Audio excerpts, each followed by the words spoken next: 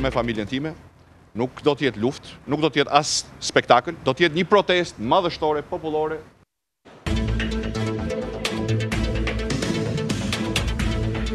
Se nesër nuk do t'ketë dhunë, policia në gatishmëri plan masa, sherkullimi ndalohet në akse drejt qendrës. Në Rumani vazhdojnë të mbushen sheshet duke kërkuar zbatim të reformës në drejtësi dhe luftë kundër korrupsionit, ndërhyn Komisioni Evropian i kërkon Parlamentit të tërhiqet nga ndryshimet ligjore. Ekstradimi Nazer Seita i zbulon mungesën e komunikimit mes institucioneve në vend. Prokuroria nis hetimin, gjykatat në Shqipëri dhanë 2 vendime të ndryshme. Në Davos, presidenti i Shtetit Bashkuar të Amerikës Donald Trump deklaron se America is first, mbetet e para, por kjo nuk do të thotë se do të jetë e vetme. Sadia Agulli i thot jo kthimit në muzet e shtëpive të shkrimtarëve. Agulli dhe Kadaren për Manjula Hasën deklaron se vetëm vdekja ndan nga banesa muze të bëhen librat dhe pikturat, thot Sadia.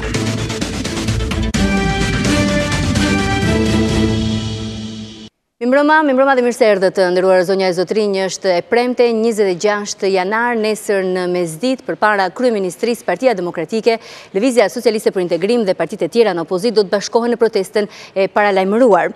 Organizimi për protestën e nesër me ka nisur pothuajse rreth një muaj më parë, që në momentin kur në kuvend u zgjodh nga majoranca kryeprokuroria e përgjithshme me mandat të përkohshëm. Prej atij momenti opozita është shprehur se do të dalë duke thirrur të gjithë qytetarët në një protestë ndaj asaj që e konsiderojnë si qeveri krimi për të kërkuar një qeveri antimafia. Duke se janë marrë të gjitha masa, krerët lokal të këtyre partive në opozit do të janë organizuar dhe do të sjellin edhe me mjetet të transportit protestuesit drejt Tiranës për të mbërritur më pas përpara kryeministrisë në orën 12. Kjo është protesta e parë e organizuar nga Partia Demokratike dhe Lëvizja Socialiste për Integrim, që nga koha kur ato janë opozit, pra ndryshe nga vitet kur kanë bashkëqeverisur vendin. Por cili është skenari, çfarë do ndodh nesër në protest? Kam në studio gazetarin e politikës në Ora News, Everezeda. Mimbrëma Everest.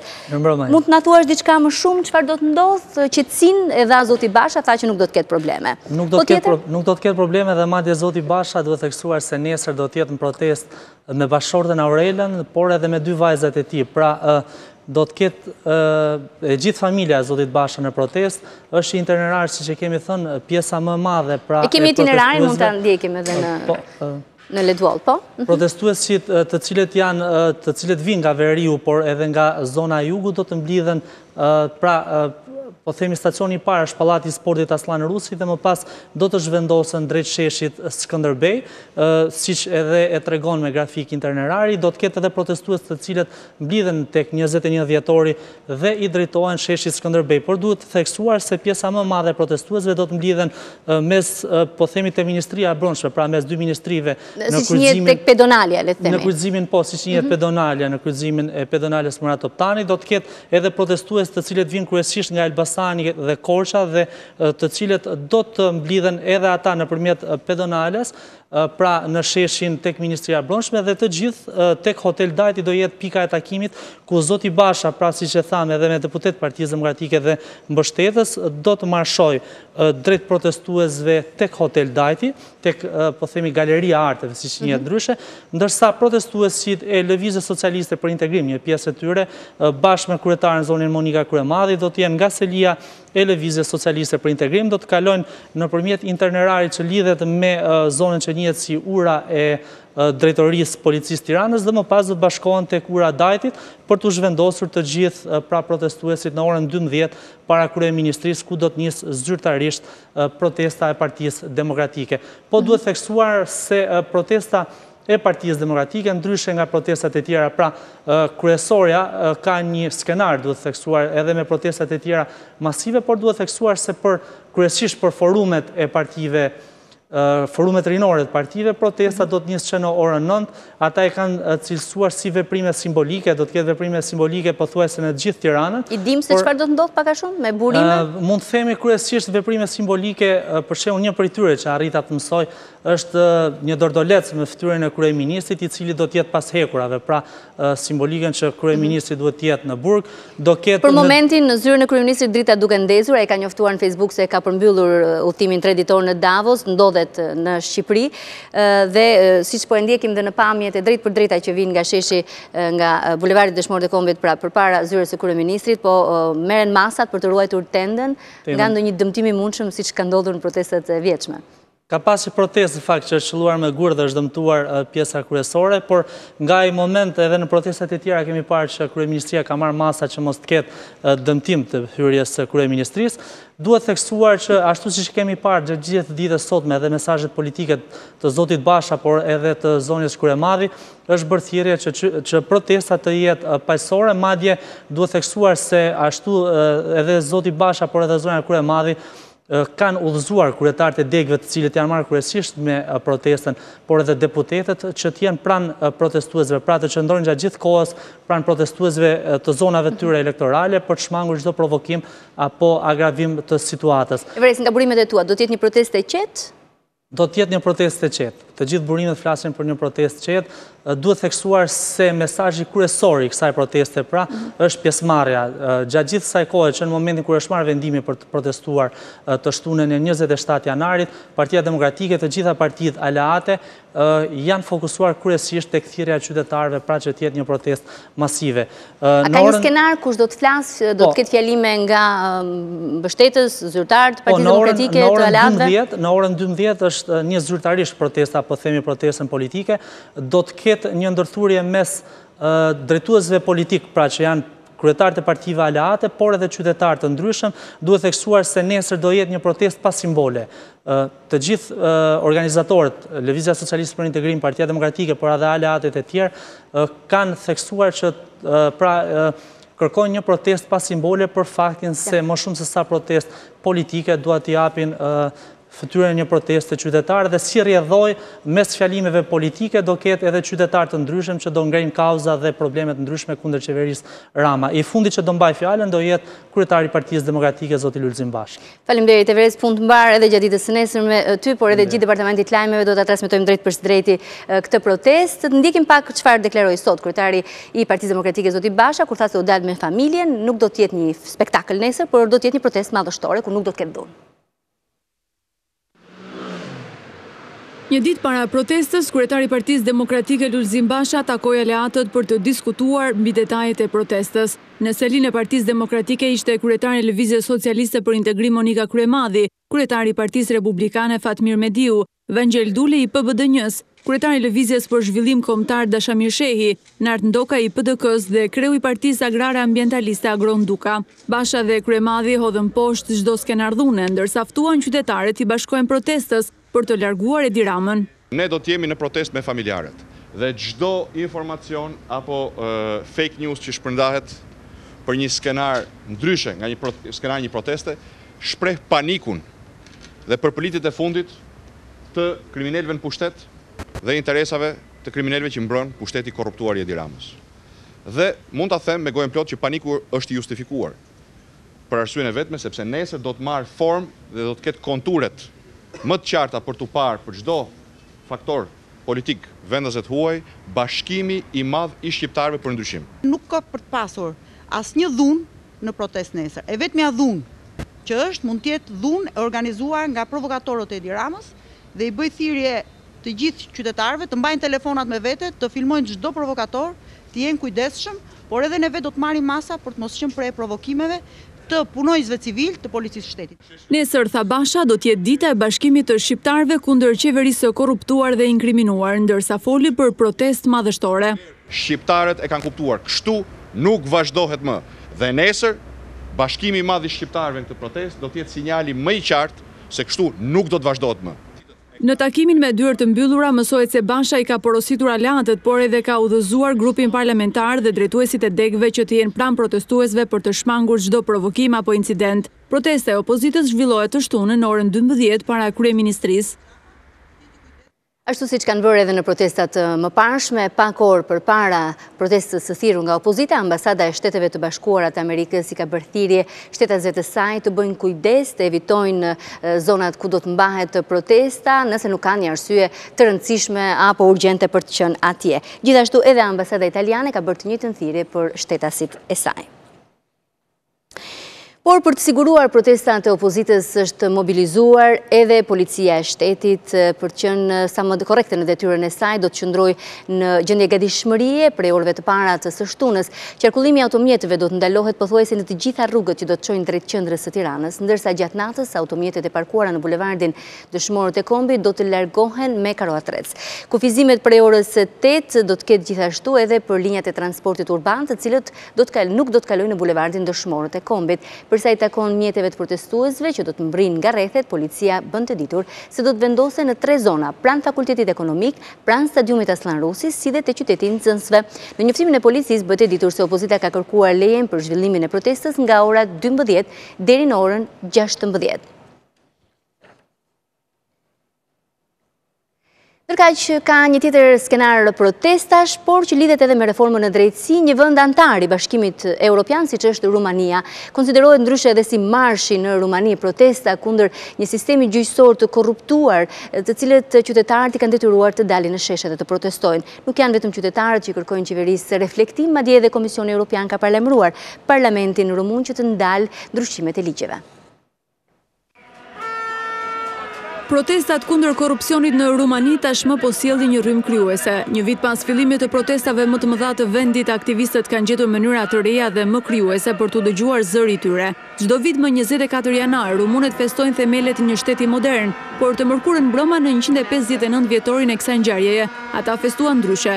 Një numër aktivistësh kundër korrupsionit kërcyen përpara selisë së qeverisë në emër të një drejtësie të pavarur nga politika dhe kundër politikanëve të korruptuar e kriminal. Protesta e radhës u zhvillua pasi 10 mijëra rumun demonstruan të shtunën mbrëma kundër një mase të socialdemokratëve në pushtet për të ndryshuar disa ligje të drejtësisë, pavarësisht paralajmërimeve të ndërkombëtarëve se ndryshimet kërcënojnë sundimin e ligjit. Rumunët janë duke protestuar çdo ditë për të frenuar korrupsionin dhe ndikimin e politikës në gjyqësor, por aktivistët rumun thonë se ata duhet të gjejnë mënyra të reja për të vënë më shumë presion mbi politikanët. Që nga mesi i dhjetorit njerëz të shumtë mblidhen para selisë së Partisë Socialdemokrate dhe vështrojnë në heshtje para ndërtesës, duke mbajtur flamoj në të cilët shkruhet pa korrupsion. Ndërkohë nga ana tjetër, shefat e Komisionit Evropian paralajmëruan Rumaninë që të ndalin ndryshimet në ligjin e drejtësisë. Presidenti i Komisionit Evropian Jean-Claude Juncker dhe zëvendës presidenti i parë Frans Timmermans kërkuan nga Parlamenti rumun të rishqyrtojë ndryshimet në ligjet që qeverisin gjyqësorin. Megjithatë, skeptikët besojnë se korrupsioni politik do të mbetet pa u ndëshkuar. Nëse reformat do të shkojnë përpara, Rumania do t'i bashkohet Polonisë, Hungarisë dhe Maltës, si vende të rrezikuara që bien ndesh me standarde themelore të Bashkimit Evropian. Europarlamentari rumun i Partisë Popullore Evropiane Sigrid Muresan njoftoi se në sesionin e ardhshëm plenar në Strasburg do të debatohet për kërcënimet që vijnë ndaj sundimit të ligjit në Rumani. Të gjithë jemi të vetëdijshëm se një qeveri që ka pasur 100.000 njerëz në rrugë të shtunën e kaluar, po bën diçka kundër vullnetit të popullit të vet, deklaroi politikani rumun Muresan. Kthehemi me drejtësinë dhe problemet që ajo ka në Shqipëri. Ekstradimi në Itali në Nezar Seitit, i ndryshuar si financieri i grupit të habilajve të hetuar për trafik droge në Itali, ka ngjallur debat juridik dhe natyrisht edhe politik në vend. Edhe pse në Shqipëri ishte në procedim penal dhe në arrest me burg, ekstradimi i tij ka detyruar prokurorin e përgjithshme të nisë hetimet për të parë nëse ka shkelje në këtë ekstradim. Ministria e Drejtësisë deklaron se vendimi është marrë bazuar në dosjen e paraqitur. Ekstradimi një ditë më parë i Nezar Seitit, i njohur ndryshe si financieri i grupit të habilajve, ka vënë në pikpyetje koordinimin dhe funksionimin e institucioneve shqiptare. Vendimi është marrë nga Ministria e Drejtësisë dhe kjo e fundit deklaron se bazohet në një vendim të Gjykatës së Tiranës të datës 18 dhjetor 2017, i cili ka marrë formë të prerë më 29 dhjetor 2017. Tokat e zeza janë shprehur për lejimin e ekstradimit të Nezar Seitit, nisur nga kërkesa e autoriteteve italiane. Pas kësaj, Ministria e Drejtësisë ka dhënë miratimin, por duke mos marrë parasysh një tjetër proces të Gjykatës së Krimeve të Rënda, e cila kishte dhënë përsëritajnë masën e arrest me burg, e lënë në fuqinë më 22 nëntor 2017 edhe nga Gjykata e Apelit për një procedim të regjistruar nga kjo prokurori. Pavarësisht se Seita i bri rekurs mbi këtë vendim, ai nuk u pranua. Në një sqarim të bërë për mediat, Ministria e Drejtësisë jep versionin e saj mbi rastin, duke u shprehur se nuk ka patur informacion mbi masën e arrestit me burg të krimeve të rënda. Në deklaratën e Ministrisë së Drejtësisë thuhet në kushtet kur Ministria e Drejtësisë nuk ka patur asnjë informacion në pak tjetër procedurial nga prokuroria e përgjithshme, si dhe nga gjykata mbi ekzistencën e ndonjë pengese të mundshme ligjore për ekstradimin e shtetasit Nezar Seiti, në zbatim të parashikimeve ligjore të kodit të procedurës penale, ka dhënë miratimin për ekstradim. Por pikpyetja ngrihet edhe për institucionin e paraburgimit ku ndodhej sejita i pasi të paktën në dosjen e tij kanë qenë të pasqyruara vendimet e masës së sigurisë së arrestit me burg. Amullia e krijuar tashmë ka vënë në lëvizje dhe prokurorinë e përgjithshme, e cila konfirmoi se do të nisë verifikimin se çfarë ka ndodhur me këtë rast. Për këtë është kërkuar informacioni plot nga dy prokurorit, si dhe duke verifikuar procedurat e institucioneve të tjera.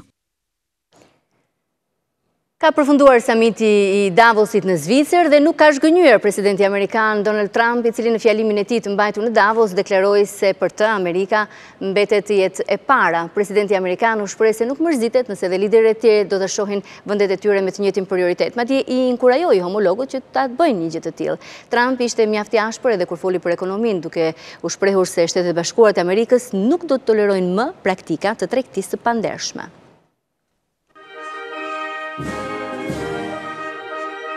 Pasi dëgjoi kritikat e liderëve botëror për gjatë 3 ditëve në samitin e Davosit, presidenti Donald Trump ka deklaruar se ai do të vendosë gjithmonë Amerikën të parën, ndërsa u shpreh se nuk e ka problem nëse homologët saktojnë si prioritet vendet e tyre. Përmes kësaj logjike, kreu i Shtëpisë së Bardhë madje inkurajoi këta të fundit që të bëjnë diçka të tillë.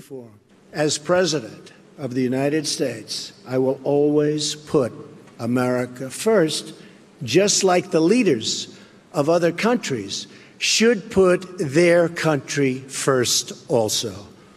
Si president i Shteteve të Bashkuara, unë gjithmonë do të vendos Amerikën të parën, sikurse liderët e tjerë mund të vendosin vendet e tyre. Por, Amerika e para nuk do të thotë Amerika e vetme. Kur SBA arritet, e gjithë bota arritet. Prosperiteti amerikan ka krijuar vende pune në mbar globin, ka nxitur kreativitetin dhe inovacionin. Shpikjet e Shteteve të Bashkuara e kanë drejtuar botën drejt zbulimeve të rëndësishme për të ndihmuar njerëzit kudo ku ata jetojnë, për një jetë me prosperitet dhe të shëndetshme. Mëtej Trump është treguar kritikë rreth asaj që i quajti tregëti të pandershme. Sipas tij, amerikanët nuk do të tolerojnë më praktika që kërcënojnë rendin ekonomik dhe në rast se do të vërehen të tilla në të ardhmen, Shtetet e Bashkuara do të përgatisin kundërmasa. Presidenti u shpreh edhe një herë se vendi i tij në jo pak raste ka rënë prej dukurive të tilla negative, por shtoi se ky realitet ka nisur të ndryshojë që prej zgjedhjes së tij në krye të Shtëpisë së Bardhë. Trump përsëriti kërkesën e tij për të vijuar luftën kundër terrorizmit, për të arritur denuklearizimin e gadishullit korean dhe për të krijuar një botë më të sigurt e më të bukur, përpjekje që sipas tij do të gëzojnë gjithnjë partneritetin e Shteteve të Bashkuara. Kalendari i punimeve të Komisionit Evropian në lidhje me Shqipërinë dhe ecurinë e reformave ka qenë në qendër të vëmendjes së takimit që ministri i Jashtëm Ditmir Bushati ka zhvilluar në forumin e Davosit me komisionerin për zgjerimin Johannes Hahn. Në një postim në Twitter, ministri Bushati shkruan se me komisionerin e zgjerimit diskutuan për ecurinë e reformave shtet konsoliduese. 2018, shkruan Bushati, është një vit përcaktues për ecurinë e mëtejshme të vendit tonë në procesin e integrimit evropian. Bushati thekson se hapja e negociatave për antarësimin me Bashkimin Evropian nuk është as për dhe as për opozitën, por për Shqipërinë dhe shqiptarët. Do t'jojmë me një material përgatitur nga Manjola Hasa. Bashkia e Tiranës synon të kthejë në muze shtëpitë e shkrimtarëve Dritë Roa Golli dhe Ismail Kaderejti. Ideja pritet të diskutohet në Këshillin Bashkiake, më pas të negociohet nga kryetari i Bashkisë të Tiranës, por Sadia Golli është shprehur e pakënaqur nga ky vendim dhe kërkon që të jetë i qetë në shtëpinë e saj, jo si muze. Bashkia e Tiranës kërkon që 2 apartamentet e shkrimtarëve Ismail Kadare dhe Dritë Roa Golli t'i vendos në inventarin e pasurive të paluajtshme dhe t'i kthejë në shtëpi muze, të hapura për publikun dhe vizitorët. Shtëpitë e tyre janë në të njëjtin pallat. Në katin e 3 familja Kadare dhe në katin e 4 familja Golli. Objekti që ndodhet në qendër të Tiranës në vetvete mbar gjithashtu një histori që në idejim. Max Velo e projektoi pallatin në vitin 1972 dhe u burgosë 10 vjet për shkak se objekti u pa me dyshime nga regjimi diktaturës si kundërrymës arkitekturore të sistemit, që lidhe me modernizimin e formave të kubit dhe ishte pallati vetëm me oxhak. Nga fasadat komuniste, sot të dalë boje të amortizuara, bashkia synon ta kthejë në pjesë të trashëgimisë të qytetit. Por duket se kjo ide është e dhimbshme për të vënë Dritë Roa Gollit. Sadien e gjetëm në shtëpinë që për të çdo objekt, dedikim, dhuratë përmban emocionet veçanta. Dritë Roa Golli ka një vit që është ndar nga jeta, por bashkëshortja e tij thotë se ende nuk është mësuar me këtë humbje. Pas ndarjes nga jeta të shkrimtarit, Sadia ka qëndruar larg kamerave dhe aparatëve fotografik Ndaj kërkoj me ngurmë që xhirimet tona të fokusoheshin më tepër te kujtimet e shtëpisë. Le të ndërtohet diçka tjetër, një muze me piktura, një bibliotekë me librat e tij, por vdekja më largon nga kjo shtëpi, shprehet Sadia. Nuk e përballoj as fizikisht as nga ana psikologjike. Nuk bëhet. Shtëpia nuk ka simbolikën e aspektit material për të. Ajo ka një jetë të kaluar së bashku me familjen e kjo duket qartë në çdo kënd të dhomës. E ndërsa ja lë në dorë trashëgimtarëve të saj të vendosin për fatin e banesës, Sadia vion rrofimin derisa ne largohemi. Jo, e ka bërë me gur lumi, mendo ka gjetë gur lumi dhe ka bërë portretin e dritrojt. Përveç portreteve tjera që gjithaj salloni është i mbushur me portrete që i kanë bërë dritrojt. Gjithë salloni, që mund bëhet një ekspozit vetëm me portretet e dritrojt që i kanë bërë. Pastaj librat, botimet. Libra, botime janë tjetër ato, po këto njerëz, vlerësimi i njerëzve që i kanë bërë. Shqiptarët dhe jo vetëm, të gjithë dashamirësit dhe kuriozët për të vizituar shtëpitë e shndruar në muze, duhet të presin negociatat e kryetarit të Bashkisë së Tiranës me familjet Kadare dhe Agolli pas kërkesës së Këshillit Bashkiak. Dhe jemi te këndi i kulturës së të premtes me gazetaren Elsa Demo, me mbroma Elsa, moderatore e Arkapies në Ora News. To be or not to be, thot tek Hamleti Shakespeare, por nuk ja doli dot të ishte në teatrin e Metropolit. Çfarë ka ndodhur aty? Një nga shfaqjet e radhës ka qenë një nga premierat kryesore që Teatri Metropolit ka prodhuar gjatë 2017-s dhe ka rifilluar në 2018-ën dhe duket Ilva për fat të keq që kronika jon e më përparshme e të premtes kaluar parashikoi diçka që ndodhi të dielën në Teatrin e Metropolit, ku shfaqja u anullua për shkak të shiut të madh që ka rënë gjatë atyre ditëve. Çfarë janë këto që po shohim? Këto që ne shikojmë janë teatrin në skenën në sallën Shakespeare të Teatrit të Metropolit, një nga sallat kryesore e ndërtuar e gjitha me dru dhe për shkak të lagëshirës të absorbimit pra që bën ky lloj materiali është një nga pasojat. Nuk është për të habitur, po të mendojmë që më kujtohet 3-4 vjet më përpara kur shifja një shfaqje teatrore dhe jashtë binte shi, brenda kullonte shi.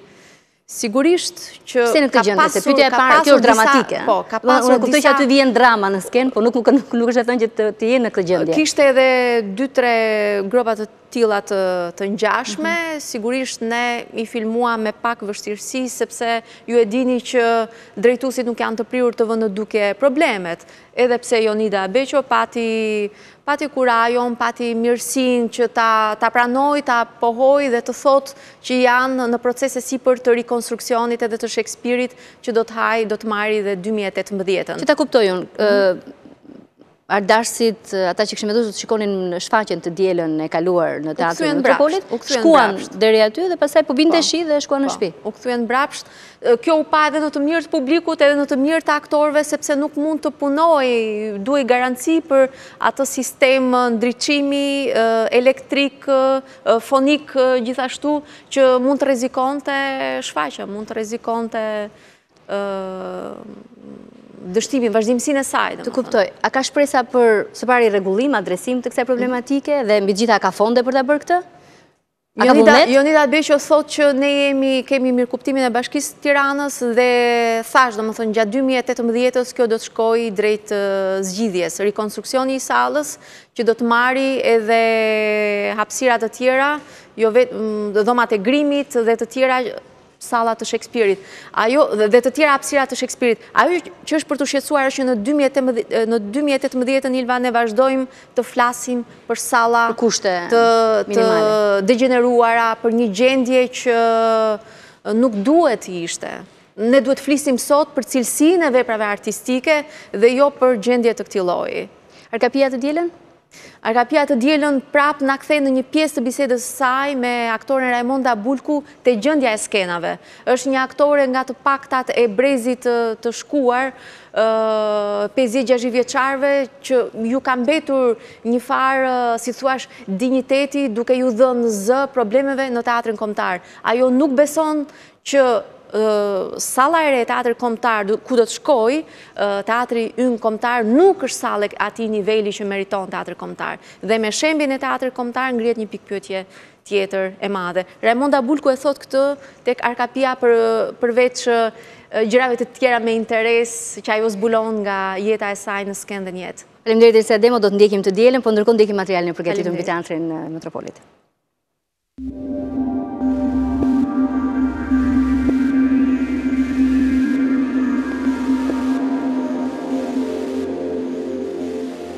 Teatri Metropolit me 2 skenat e tij alternative është një pikë jo e papërfillshme për produksione me buxhet të ulët. Një model i ri që funksionon në një trup të vjetër. Të dielën me shi të 21 janarit u anulua shfaqja Nata e 12 e Shakespeare-it në sallën që mban emrin e tij. Mirëmëngjes dhe mirë se keni ardhur në Teatrin Metropol. Është pjesë e një historiku interesant kjo godinë. Është godina e vjetër, mbi 65 vjet e estradës së shtetit dhe ish cirkut, dhe pjesa e re e 10 vjeçarit të fundit që është Teatri Metropol. Kurse këtu është salla më e veçantë dhe më interesante në Tiranë, që është salla Shakespeare. Është e vetmja sallë rrumbullake 360 gradë për teatr dhe performanca në Shqipëri. Duke qenë se është tëra e veshur me dru dhe është një strukturë lehtë, ka tendencën të ndikohet nga lagështia. Një nga gjërat që ne po bëjmë tani së bashku me bashkinë, pasi rregulluam sallën lart, sepse ne kemi edhe sallën Çehov lart, e cila është një sallë shumë e ngrohtë për teatr dhome, rreth 100 vënd.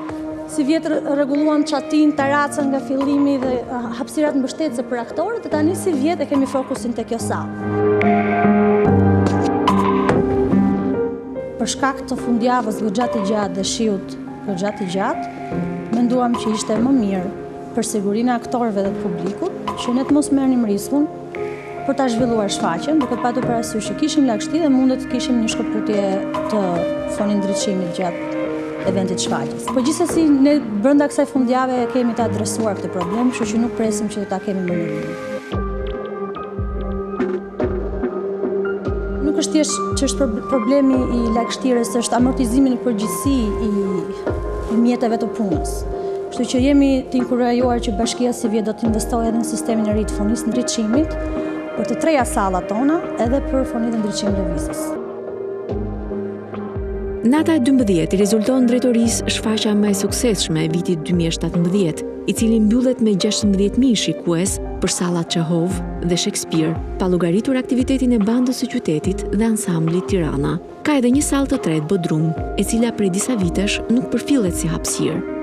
Vazhdojmë me mësimdhënien e orës së teatrit në përshkolla, me kampet verore për fëmijë, edhe me një program për fëmijë i cili jep mundësi si arsimtarëve dhe ashtu prindërve që të vazhdojnë të ndikojnë në brendësimin e vlerave tek fëmijët, jo thjesht një argëtim sipërfaqësor. Kështu që sezoni është i mbushur me tituj të mirë. Vjen Sherlock Holmes, vjen Një Minet, vjen Vepra shqiptare të arkivit, vjen Ana Frank, si dhe kthimi i një shfaqje të repertorit të Metropolit, që është Qielli i heshtur. I profilizuar tashmë si një teatr bashkiak që i përgjigjet grup moshave të caktuara, Teatri Metropolit brenda një viti mund të prodhojë 8 premiera për fëmijë, 10 premiera për të rritur, duke marrë në konsiderat veprat shqiptare të arkivit dhe shfaqjet e pavarura. Viti 2018 propozon sërish atë filozofi që Metropoli po e aplikon prej disa kohësh, më shumë konkurrencë, më shumë vende për të rinjt, më shumë frymë shqiptare, një agjendë që teatrot klasik nuk po din ta përmbushin.